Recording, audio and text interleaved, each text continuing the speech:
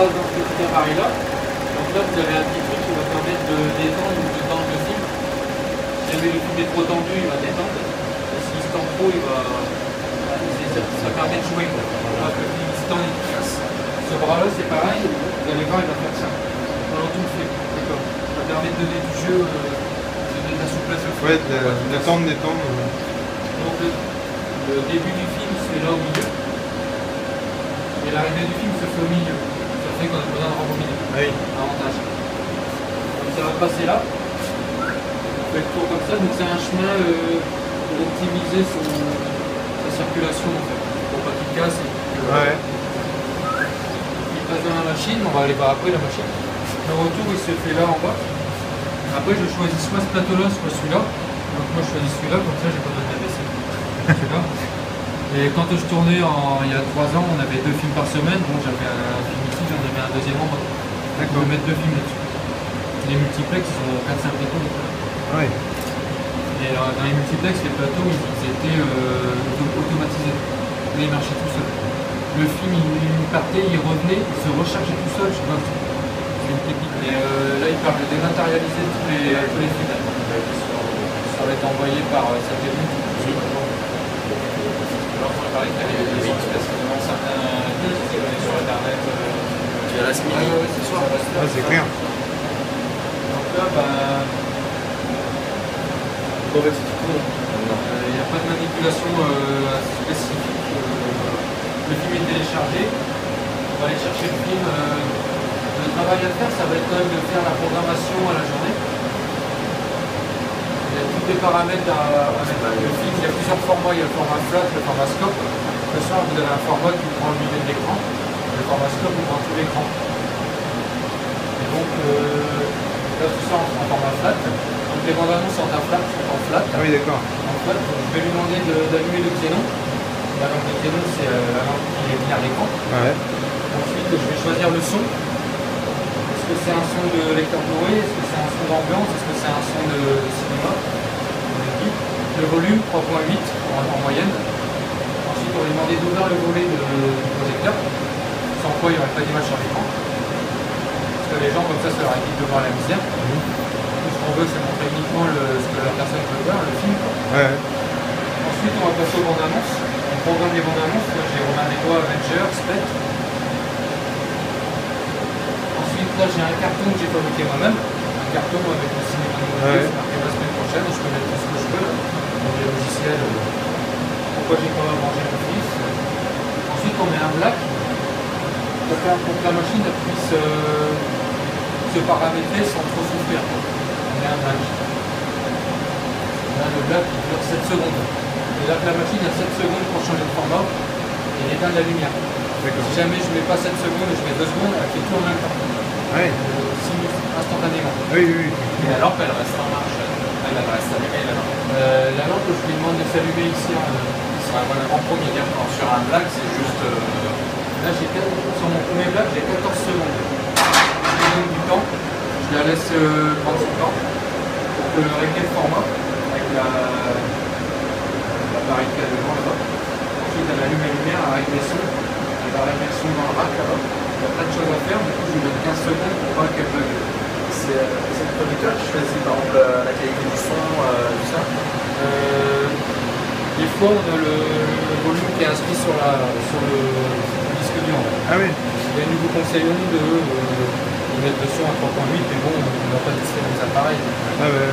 J'ai ça, j'ai du lobby, là on a autre chose. Et toi, t'as un retour son dans la cabine? Ouais. D'accord.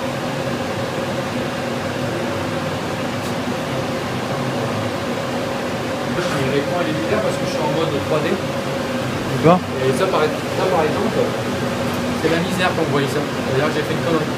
D'accord. Ce genre de truc, le spectateur il n'a pas à le voir. Ah oui. Et si tu paramètres mal, des fois tu vois des saloperies sur l'écran. Bon là je vais le faire en manuel, parce que moi j'aime bien le manuel. Du coup, plutôt que de programmer tout, je choisis mon format, j'allume mon xénon, l'alimentation, ça c'est le volet. Voilà. Je vois l'écran là-bas, je ferme le volet.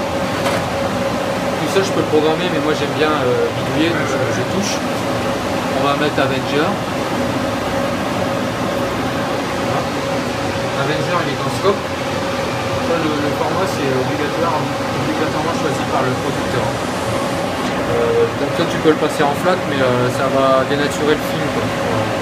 Pour les droits d'auteur, c'est pas terrible. Et puis, je sais qu'il y a des mecs, ils passaient toutes les bandes annonces en scope parce que ça voyait tout l'écran et c'était plus spectaculaire.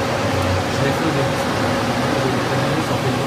Moi j'ai arrêté. Je trouve que c'était pas professionnel. Donc là j'appuie sur lecture, j'envoie Avenger. C'est-à-dire que s'il y a un format, c'est le format, quoi. Je veux dire. J'attends que le KDM soit validé. Il valide là, parce que le film est crypté. D'accord. Je lui ai mis un code de décryptage. D'accord. Il décode le film. Là, dans une semaine, le film il est plus lire. Ah ouais? Là, j'appuie. Et là, j'ouvre. Si jamais les boucles se résorbent, ça passe. Là, c'est une sorte de zone tampon en fait. Ouais.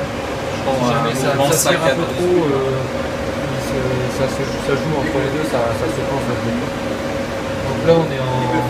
Ce gros objectif là c'est l'anamorphose. Alors ça va étirer le film pour faire un scope. Ce soir on est en flat. Le flat en fait c'est le format 1.85. Format américain. Et ça c'est le format... c'est le format scope anamorphosé, c'est-à-dire qui a été tiré. Ça c'est les formats 35 mm, c'est manuel quoi. Là tu as le format américain, et là tu as le format scope qui va être anamorphosé, qui va être étiré par cette lentille là. Du coup c'est toi qui as rajouté un truc pour... Ouais, l'anamorphose, alors là je vais vous montrer une manipulation très typique que j'aimais faire d'ailleurs. Là on est en bande-annonce. Quand la manipulation, quand on passe de la bande-annonce au film, c'est un geste, il faut vraiment être entraîné, quoi. Je ferme le volet, je change le format, j'ouvre le volet. Et les gens n'ont rien vu. Ouais. Et là, on a changé de format. Si jamais tu le rates, les gens ils sont dans le noir pendant quelques secondes.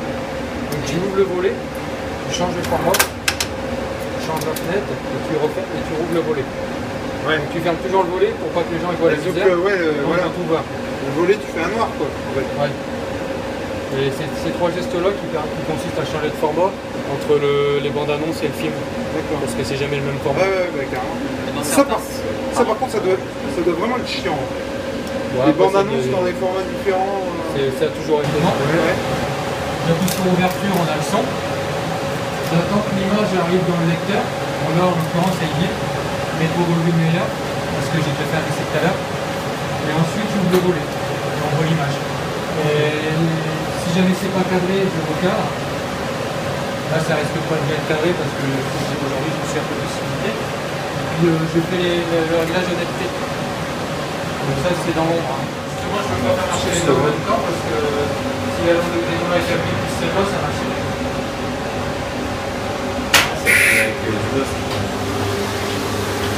C'était bien, mais...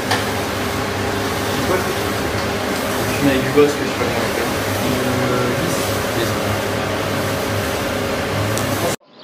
5, 6, 7, 8, 9, 10, 11! Wow. All right, Sergeant, let's see what they can do with a little close order. Sir.